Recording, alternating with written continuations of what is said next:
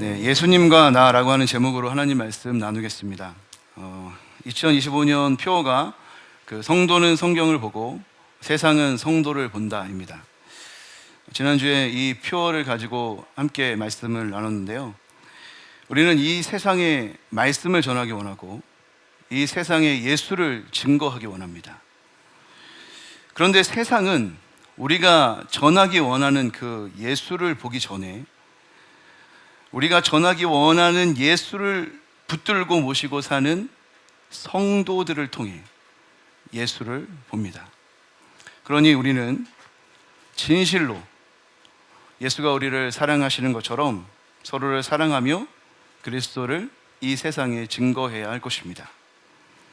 다시 말해 예수로 충만한 우리가 서로를 그리스도의 사랑으로 섬기며 따뜻한 교회를 이뤄갈 때 잃어버린 영혼들이 주님께 돌아오게 될 것입니다.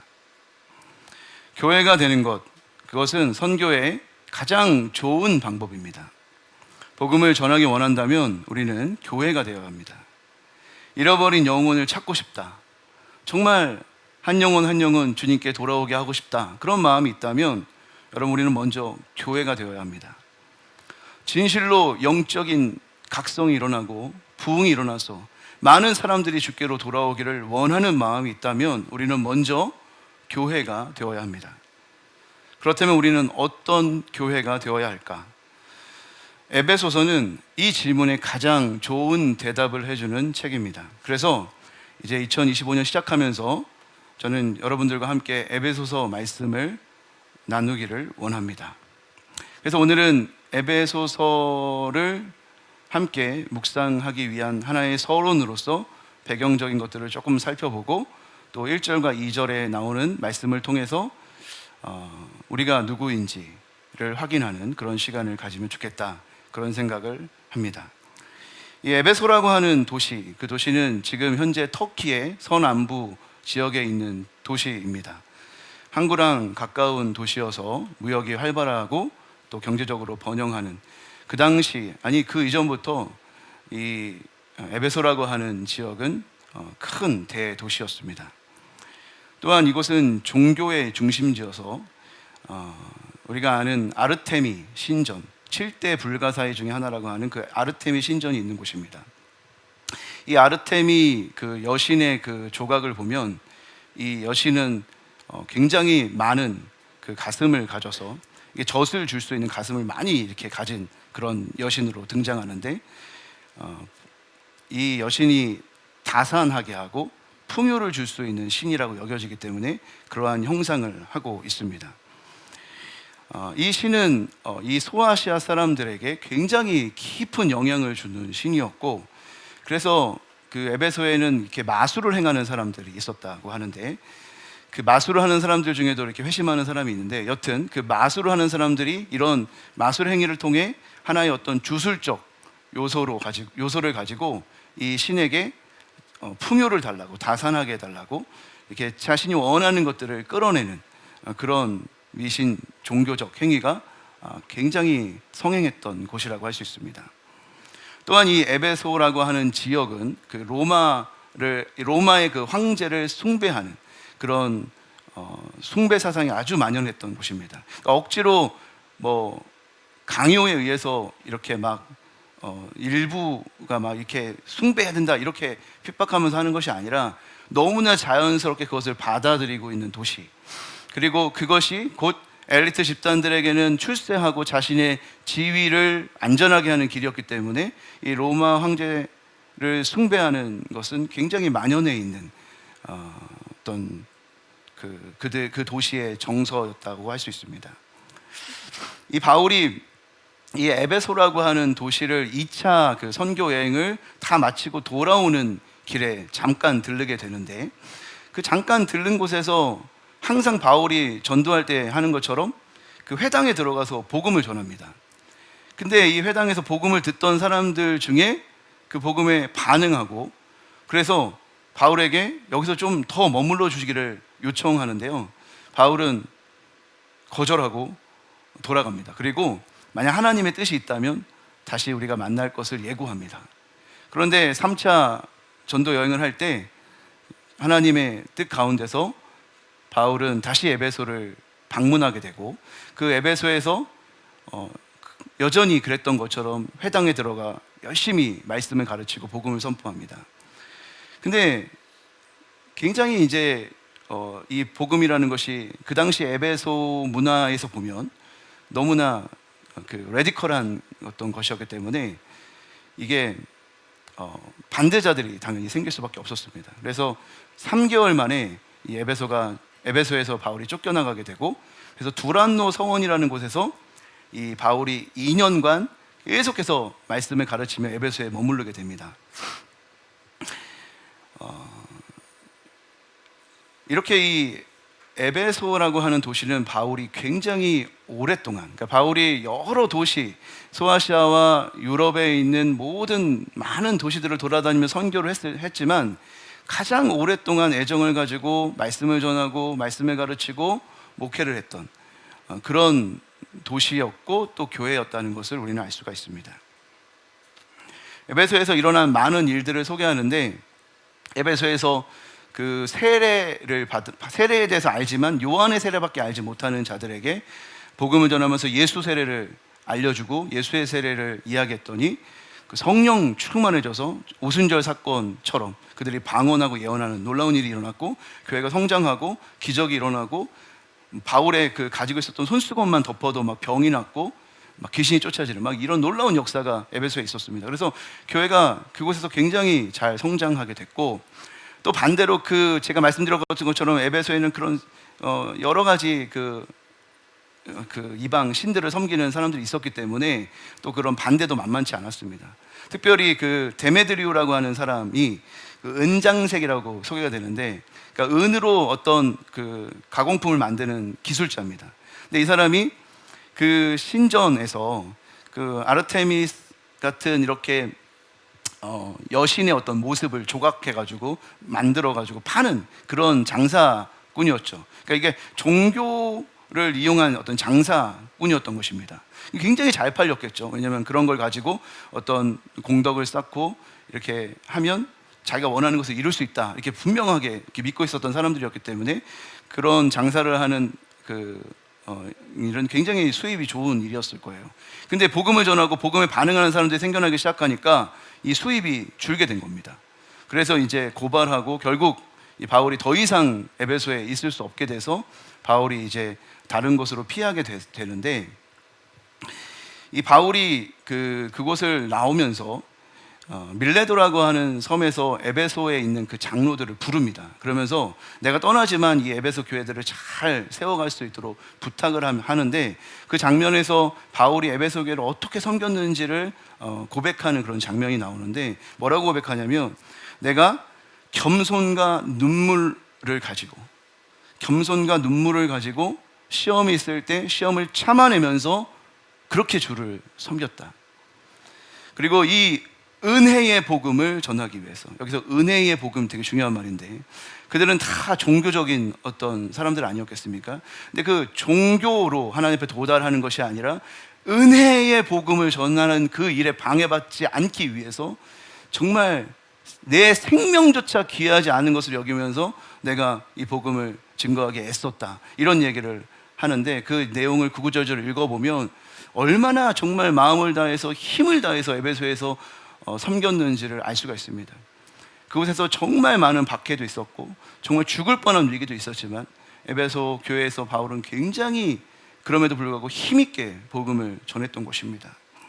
그러니까 여러분, 우리가 에베소서를 읽을 때 굉장히 좀 이상하다는 생각을 할 수가 있습니다. 왜냐하면 바울이 다른 어떤 서신서들을 쓸 때, 그 서신서를 쓸 때 항상 그 교회의 어떤 개인적인 인연이 있는 사람들을 언급하고 안부를 묻고 또 격려하는 그런 내용들이 항상 편지들에 등장하거든요.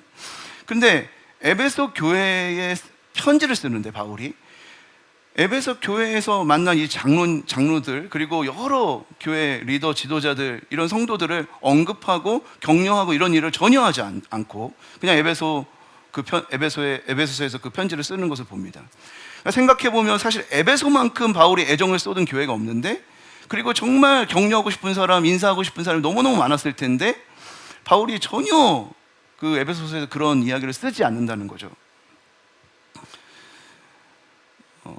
또 이 에베소서는 보면 그 어떤 특정하고 구체적인 어떤 교회의 문제를 잘 언급하지 않습니다.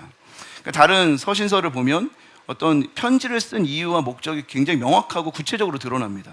고린도 교회 편지를 쓸 때는 막 어떤 그 분파의 어떤 문제, 그리고 은사 사용의 무질서한 그런 문제들을 위해서 뭔가 처방하듯이 그것을 위해서 바울이 편지를 쓰는 것이 느껴지고, 그리고 데살로니가 교회 같은 경우는 이제 주의 재림에 대한 어떤 오해들이 많이 쌓여 있기 때문에 그런 부분에 대해서 이제 고쳐주려고 하는 그런 바울의 마음들이 느껴지거든요. 그런데 에베소서에서만큼은 어떤 특정한 구체적인 문제를 가지고 뭔가 이것을 썼다기보다는 뭔가 일반적이고 굉장히 더 큰 범주에서, 그죠? 어떤 문제를 위해서 썼다기보다는 무엇인가를 알려주고 그것을 통해서 우리가 어떠한 삶을 살아내야 하는지에 대한 아주 일반적인 그런 내용으로 좀 구성되어 있다는 것을 보게 됩니다. 우리가 이 에베소서를 이제 같이 읽어가면서 그 에베소서가 말하는 교회에 대해서 우리가 이제 살펴보게 될 텐데, 바로 이러한 어떤 바울의 그 에베소 교회를 향한 애정, 그리고 그 에베소 교회를 향해서 쏟아냈던 많은 그 수고와 열심들, 그리고 그들을 멜레도에서 장로들을 격려하면서 만났던 그런 모든 장면들, 그 교회에서 일어났던 그 모든 일들을 생각하면서 이 편지를 왜 쓰게 되는가, 이런 것들을 우리 같이 생각해 봐야 될 것입니다.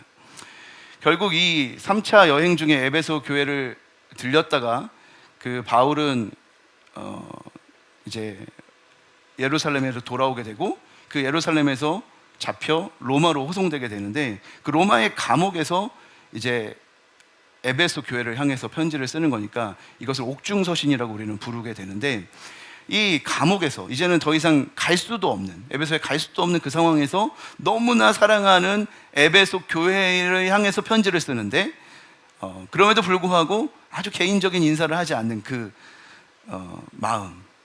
물론 이제 학자들은 그 편지가 에베소 교회를 향한 편지이기도 하지만 에베소를 포함한 여러 소아시아 지역에 회람돼서 읽을 수 있도록 쓰여졌기 때문에 그런 개인적 어떤 내용들을 삭제하고 이렇게 편지를 썼을 것이다, 이렇게 예상을 하는데, 그렇게 생각해 보면 참 이 편지를 쓸 때 다 끝내 다 표현하지 못하는 그 마음까지 느껴져서 너무너무 이 편지가 오히려 인사를 쓴 것보다 더 감동적으로 느껴진다는 생각을 할 수가 있습니다. 여튼 어쨌든 이런 상황 속에서 바울이 에베소의 교회에 편지를 쓰는데,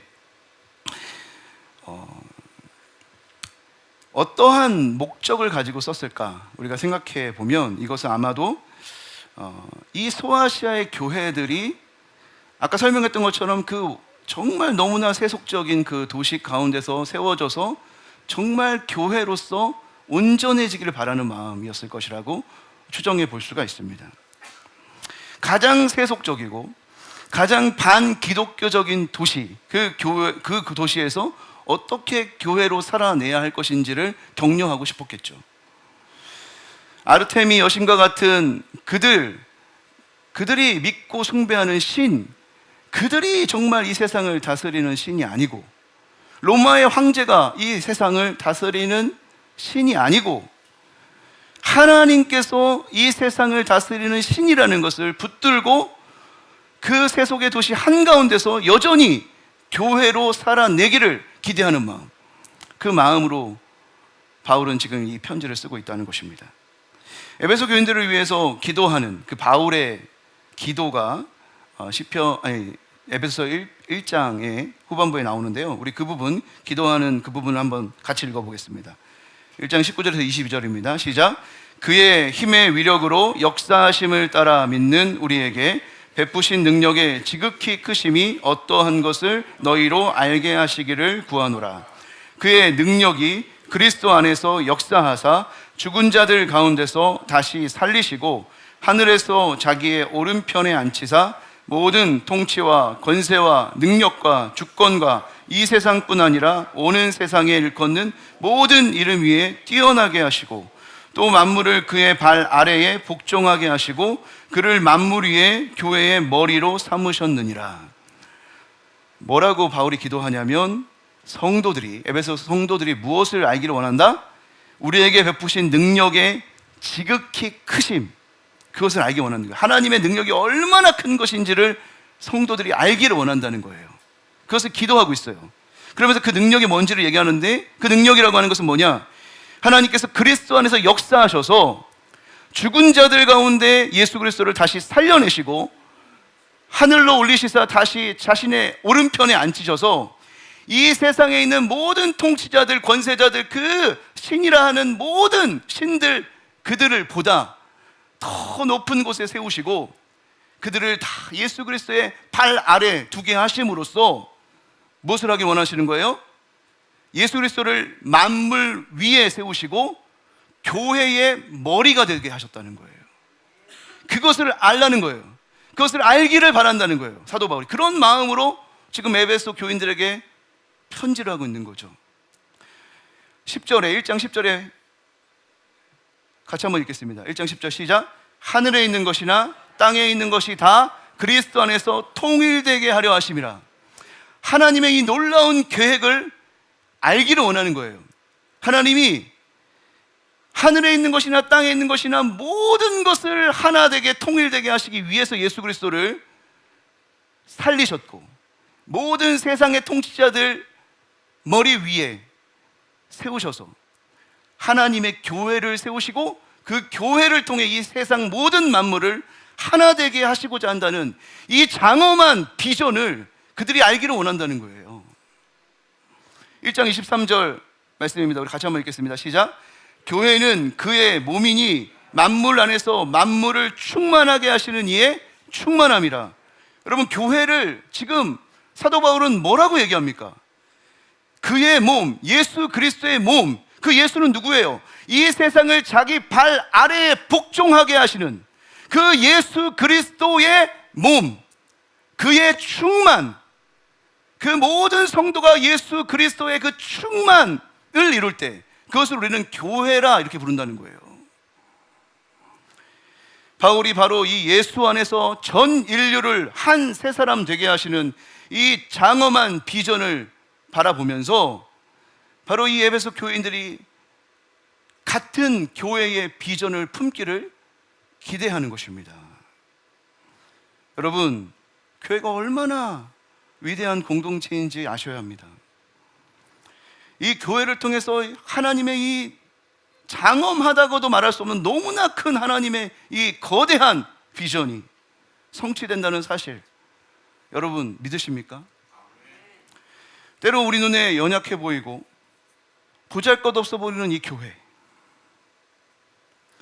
그러나 하나님께서는 하나님의 나라를 도래시키는 가장 중요한 기관이라고 말하고 있다는 것이에요. 정말 여러분, 우리는 교회를 얕봐서는 안 됩니다. 이 교회는 정말 위대한 공동체입니다.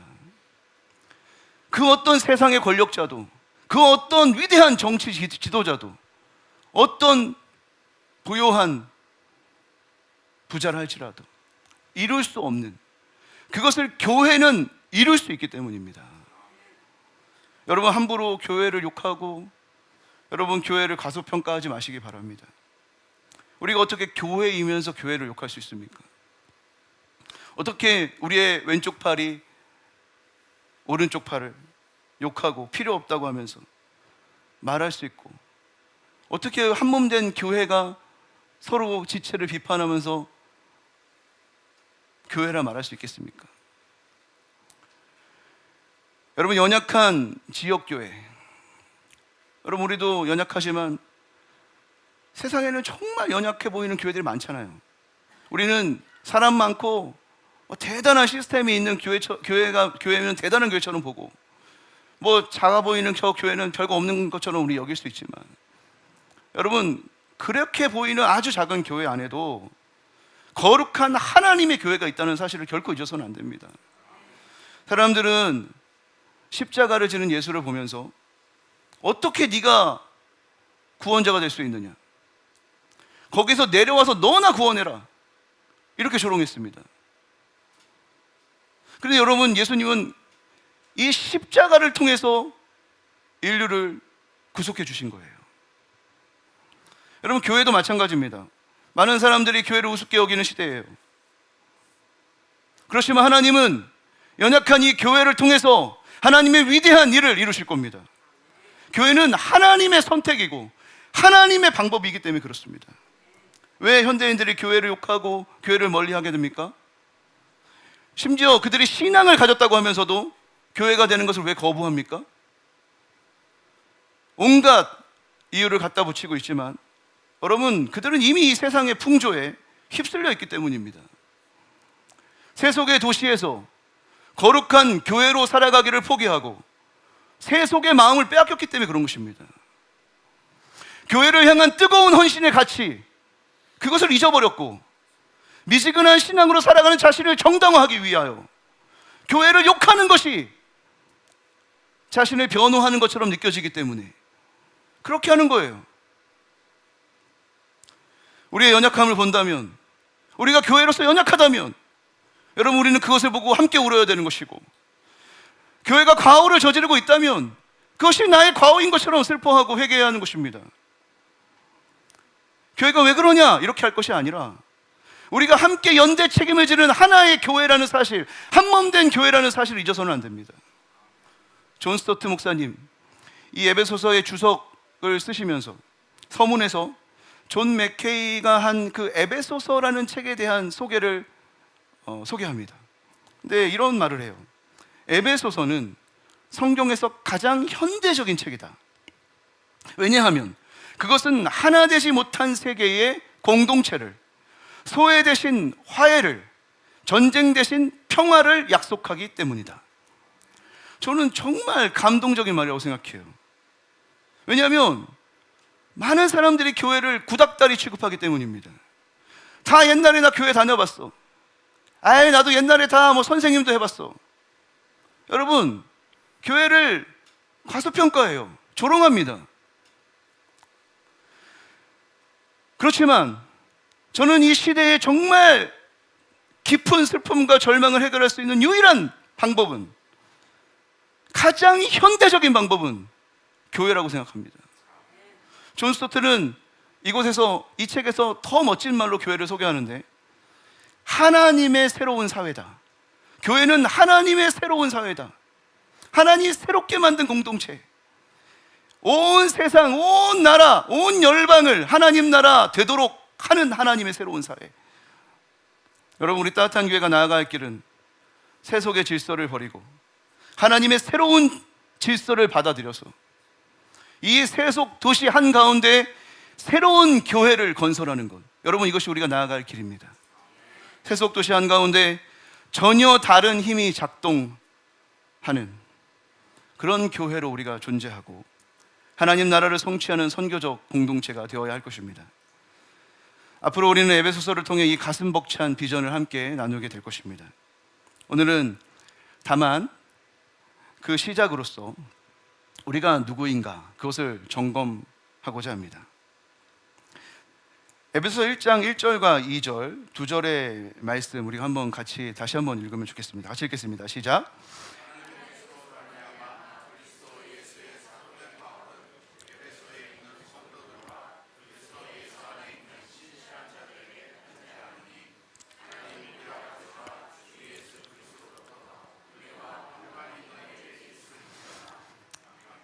이 두 절의 말씀을 보시면 세 가지 정보가 나옵니다. 하나는 이 편지를 쓴 사람이 누군가, 그리고 이 편지를 받는 사람이 누군가, 그리고 그들의 인사, 이렇게 세 가지가 나오는데요. 저자를 소개할 때, 그리고 수신자를 소개할 때, 그리고 인사를 할 때 빠지지 않는 단어가 있습니다. 무엇일까요? 뭐 드릴까요? 빠지지 않아요. 소개할 때도 다 뭐가 안 빠져요? 그리스도 예수. 그리스도 예수가 안 빠져요. 자기를 소개할 때, 저자를 소개할 때도 안 빠지고, 수신자를 소개할 때도 안 빠지고, 인사할 때도 안 빠집니다.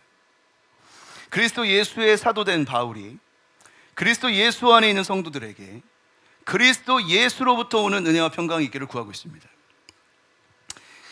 여러분, 교회가 어떤 공동체라 그랬죠? 예수의 몸이고 예수의 충만이 교회라 그랬어요. 그러니까 교회를 설명할 때 예수를 빼놓고 설명을 할 수 있습니까? 없습니까? 할 수가 없는 거예요. 그러니까 바울이 지금 자기 자신을 소개할 때도 그렇고, 이 편지를 받는 성도들을 소개할 때도 그렇고, 인사를 할 때도 그렇고, 모든 것에 예수 그리스도를 연관지어서 생각하고 있어요. 이 말은 다르게 말하면 무슨 말이에요? 사도 바울이 지금 자기 자신을 어떻게 인식하고 있다는 거예요? 주님의 교회로 인식하고 있다는 겁니다. 아주 강력하게 자기가 교회라는 것, 그것을 자랑스러워하고 있다는 것을 느끼는 거죠. 오늘 설교 제목처럼 우리를 교회라는 정체성을 갖게 해주는 핵심, 그 예수님과 내가 도대체 어떤 관계를 맺고 있는가, 나는 지금 예수님과 어떠한 관계에 있는가가 점검돼야만 우리는 정말 교회로 살아갈 수 있습니다. 그래서 오늘 이 인사말을 통해 세 가지 예수와 내가 맺어야 할 관계를 점검해 보겠습니다. 첫 번째는 나는 예수님의 소유인가를 점검하는 겁니다. 바울은 자신을 소개할 때 그리스도 예수의 사도된 바울 이렇게 말합니다. 이 말은 본래 자기 자신은 사도가 될 생각도 없었고 자격도 없었지만 그 앞에 뭐라고 되어 있습니까? 하나님의 뜻으로 말미암아 그리스도 예수의 사도된 바울이 됐다는 거예요. 자기가 되고 싶어서 된 게 아니라 저항할 수 없는 하나님의 은혜와 뜻 때문에 그리스도 예수의 사람, 사도가 됐다는 것이죠.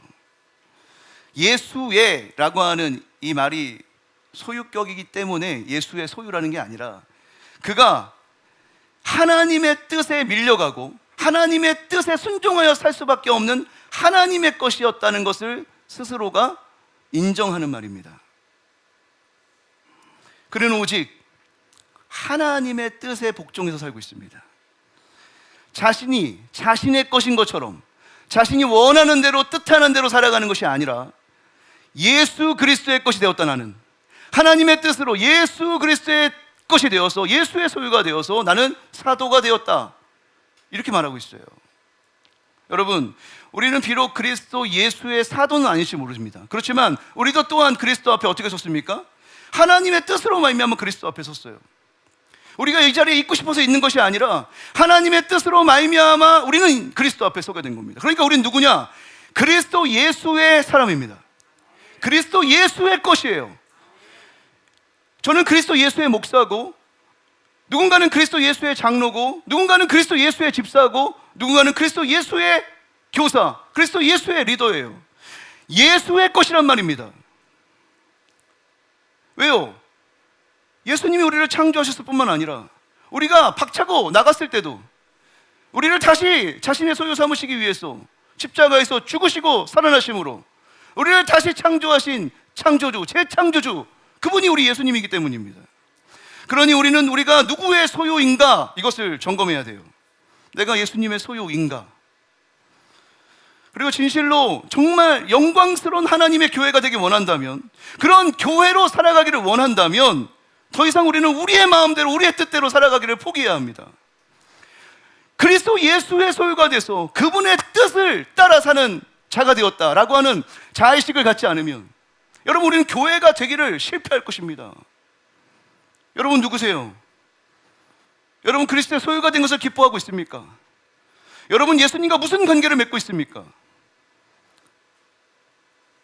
여러분의 정체성 질문하셔야 됩니다. 나는 예수 그리스도의 소유인가?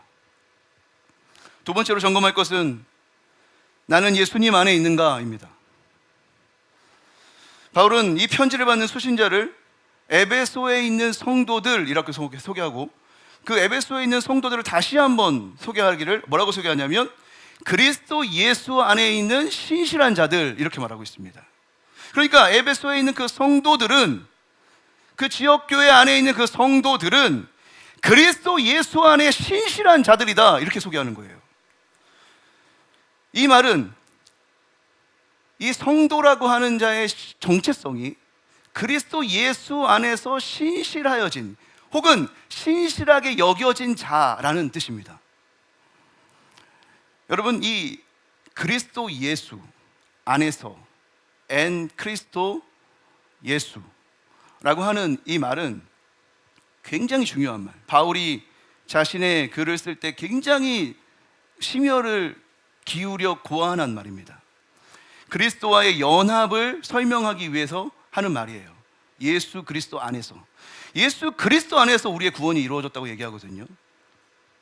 예수님도 우리의 구원을 포도나무 가지의 포도나무 비유에 설명하시면서 우리가 구원받고 우리가 열매 맺고 하는 모든 것은 포도나무이신 예수 그리스도께 연합해야만 된다고 말씀하셨던 것처럼, 바울은 이 그리스도와의 연합을 엔 크리스토, 예수 안에, 그리스도 안에라고 하는 표현으로 설명합니다. 그러니까 그리스도 안에서 우린 성도들이라는 거예요. 그러니까 구원받았다는 거예요. 그리스도 안에서. 바울의 글을 보면, 에베소서도 마찬가지고 여러 바울의 서신들 글을 보면 다 예수 안에서 모든 구원의 일들이 일어났다는 것을 설명합니다. 택하심도 그리스도 안에서 이루어진 일이고, 우리를 죄 사하여 주시는 것도 그리스도 안에서 일어난 일이고, 다시 태어나는 것도 그리스도 안에서 일어난 일입니다.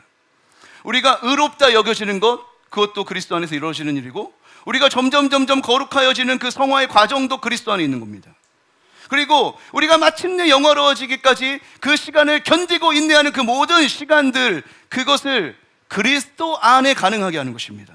그리고 마침내 영화로워지는 그것조차도 그리스도 안에 있는 것이고, 에베소에서는 모든 만물의 통일도 그리스도 안에서 있는 것이고, 찬양도, 주님께 드릴 찬양도 그리스도 안에 있는 것이라고 말합니다. 여러분, 성도는 그래서 바로 이 예수 그리스도 안에서 자기 자신을 볼 줄 알아야 됩니다. 자연인인 나는 신실하지 않아요. 자연인은 나는 교회가 될 수 없어요. 자연인은 나는 하나님의 명령을 신실하게 지킬 수가 없습니다. 자연인은 나는 연약해요. 그러나 우리는 하나님의 명령을 지킬 수 없는 자가 아니라 그리스도 예수 안에서 신실하게 여김을 받는 자, 그래서 날마다 실패하지만 예수 안에 다시 힘을 얻고 앞으로 나아갈 수 있는 자, 그런 자가 되었다는 것을 우리는 예수 안에서 끊임없이 바라봐야 한다는 것입니다. 성도가 어떻게 하나님의 목적을 성취할 수 있는가? 어떻게 교회가 이 하나님의 비전을 성취할 수 있는가? 그것은 우리가 우리 자신을 예수 안에서 바라봐야 합니다. 여러분, 우리는 자꾸 우리의 연약함을 보고 주저앉습니다. 반복되는 실수를 하면 그 실수 속에서 나에게 실망하고 나에게 실망한 그 마음으로 살아갑니다. 그러나 성도는 우리의 그 무능과 연약함을 보는 자들이 아니라, 그런 연약한 우리를 사랑하셔서 십자가를 지시고 죽으시고 다시 살아나신 예수 안에 나를 보는 자들, 그게 성도입니다. 여러분, 이것이 우리를 교회로 살아가게 하는 힘입니다. 신실하지 못한 우리가 신실하게 살아가게 되는 비결입니다. 어떤 절망도 죽음도 우리를 막을 수 없게 하는 능력입니다. 여러분, 교회가 되고 싶다면 여러분 예수님 앞에서 여러분 점검하셔야 돼요. 나는 예수님 안에 있는가? 나는 예수님 안에서 살아가고 나를 예수님 안에서 바라보고 있는가? 여러분이 점검해야 됩니다. 마지막으로 점검할 것은, 나는 예수 그리스도로부터 받는 자인가? 바울은 에베소 성도들에게 이렇게 인사합니다. 너희들에게 은혜와 평강이 있을지어다. 이 바울 서신서의 전형적인 인사 문구인데, 이 은혜와 평강은 항상 짝으로 등장합니다.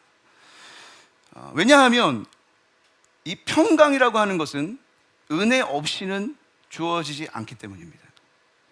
바울이 성도들에게 있기를 원한다 했던 이 평강, 그것은 에이레네, 그리고 우리가 잘 아는 샬롬이라는 말로 번역할 수 있는데, 이 샬롬, 이 평강은 하나님과 적대적인 관계를 맺고 있었던 자가 하나님과 화해하게 되는 것을 말합니다. 단순히 아무런 걱정을 하고 있지 않은 상태, 혹은 아무런 사람도 미워하지 않는 그 상태가 평화가 평강이 아니라, 이 평강이라고 하는 말은 아주 적극적인 의미입니다. 하나님과의 관계로 회복해서 하나님을 즐거워하고 하나님을 끌어안을 수 있게 된 그 상태를 샬롬, 평강의 상태라고 말합니다. 그러니까 이 평강이라고 하는 것은 결코 우리의 힘으로 만들어낼 수 있는 것이 아니죠. 어떻게 우리가 하나님을 온전히 끌어안을 수 있는 사람이 돼요? 온전히 주님을 즐거워할 수 있는 사람이 돼요? 그것은 오직 하나님의 은혜로만 가능한 것이죠. 은혜라고 하는 것은 카리스, 선물이란 말이에요. 우리에게 값없이 주시는 선물, 어떤 조건이나 자격을 보고 주는 어떤 물건이 아니라 그냥 값없이 우리에게 주는 선물을 은혜라고 말합니다. 조건도 되지 않는데 그것을 주었을 때 우리는 그것을 은혜라고 얘기하죠. 바로 이 은혜로 평강을 누리는 자들, 그 평강이라고 하는 것은 바로 이런 식이기 때문에 은혜와 평강은 짝을 지어서 등장합니다. 하나님 우리 아버지와 주 예수 그리스도로부터 은혜와 평강이 너희에게 있기를 원한다. 근데 여러분 보면 이 은혜와 평강이 우리 하나님 아버지로부터 우리에게 올 뿐만 아니라 그 중간에 누구로부터 옵니까? 주 예수 그리스도로부터도 옵니다. 무슨 말이냐면 우리가 은혜와 평강을 받을 때 제가 말씀드린 것처럼 이것은 은혜로 주어지는 거잖아요. 그러니까 당연히 이 은혜와 평강이라는 것은 하나님으로부터 받을 수밖에 없는 것인데 그 중간에 그리스도 예수로부터 받아야 하는 것이라고 또 같이 얘기하고 있다는 거죠. 이 말은 무슨 말이냐면 예수님이 하나님과 우리 사이의 중보자가 된다는 얘기예요. 우리가 왜 기도할 때 예수님의 이름으로 기도하죠? 우리는 하나님을 직접 대면할 수가 없어요. 우리는 너무 연약한 죄인이에요. 그러나 그런 연약한 우리를 대신 변호하시는 중재자이신 예수 그리스도를 통해 하나님께 나아가고 하나님도 우리에게 예수 그리스도를 통해 좋은 것을 주신다고요. 그래서 예수의 이름으로 나아가고 예수로부터 우리는 받는 겁니다. 이런 말이 있어요. 사랑을 안다고 해서 하나님을 알게 되는 것이 아니다. 하나님을 알 때 사랑을 알게 되는 것이다. 하나님은 사랑이시다라고 하는 말을 사랑은 하나님이다라는 말로 치환할 때 그것이 잘못된 의미로 쓰일 수도 있다는 것을 경고하는 것이죠. 정말 하나님을 알 때 우리는 사랑을 알게 된다, 뭐 이렇게 설명을 하는데 제가 좀 비슷하게 이 이야기를 설명할 수 있을 것 같다는 생각이 듭니다. 은혜와 평강을 하나님으로부터 받는 거, 그거 당연히 좋은 겁니다. 그런데 우리가 그 좋은 하나님의 은혜와 평강을 그리스도로부터 받지 못한다면, 우리가 이 평강을 얻을 때 이 우리를 위해서 죽으신 예수 그리스도를 통해서 얻는 것이 아니라면 우리는 이 좋아 보이는 은혜와 평강을 제대로 받지 못한다는 겁니다. 예수로부터 얻는 것만 좋은 겁니다. 예수로부터 오는 것만 진실로 은혜와 평강을 우리에게 가져다 주는 겁니다. 여러분, 거짓된 평강이 얼마나 많아요. 값싼 은혜가 얼마나 많아요. 그러나 그 하나님 우리에게 주시고자 하는 그 은혜와 평강이 그리스도로부터 우리에게 다시 주어지게 될 때 진실로 우리에게 주시고자 하는 그 은혜와 평강은 명확해지고 선명해지고 진실로 우리에게 은혜와 평강을 가져다 주는 것이 되는 겁니다. 예수는 보이지 않는 하나님의 형상이고 막연한 하나님을 우리에게 진실로 보여주시는 분이기 때문에 은혜와 평강이 무엇인지, 진실로 은혜라는 것이 무엇인지, 그가 주시고자 하는 평강이 무엇인지 우린 그리스도를 묵상하고 그리스도로부터 그것을 받아낼 수 있는 것입니다. 여러분들은 정말 좋은 것을 예수로부터 받습니까? 정말 좋은 것은 예수로부터 오는 것인데 그 예수로부터 여러분들은 그 좋은 것을 받고 있습니까? 자문하셔야 됩니다. 좋은 것이 다 좋은 것이 아닙니다. 그리스도 예수로부터 오는 은혜와 평강, 그것이 하나님 우리에게 주시고자 하는 것입니다. 말씀을 정리하겠습니다. 우리는 세속도시 한복판에 살아갑니다. 그러나 이 도시는 하나님의 것입니다. 그렇기 때문에 하나님은 이 도시를 반드시 되찾으실 것이고 하나님 나라 삼으실 것입니다. 그래서 하나님은 우리를 교회로 부르신 것이고 우리는 교회로 살아가게 되는 것입니다. 이 세상의 사람들은 우리가 마치 노아의 방주를 만드는 것처럼 구닥다리처럼 또 어리석은 것처럼 여기겠지만, 그러나 이것이 가장 현대적인 하나님의 방법이라는 사실을 잊지 않게 되기를 주님의 이름으로 축복합니다. 여러분, 우리 같이 함께 성경이 말하는, 주님이 말하는 그 교회 이뤄가기를 바랍니다. 그러기 위해서 첫 번째 통과해야 될 관문, 우리가 과연 누구인가? 예수님 앞에서 우리는 과연 누구인가? 나는 정말 예수의 소유인가? 나는 정말 예수 안에서 나를 바라보는가? 나는 예수로부터 좋은 것을 얻기 원하는가? 여러분 이것을 점검하셔서 계속되는 에베소서 말씀을 통해 교회가 되는 그 풍성한 자원을 우리 모두가 누리게 되기를 주님의 이름으로 축복합니다.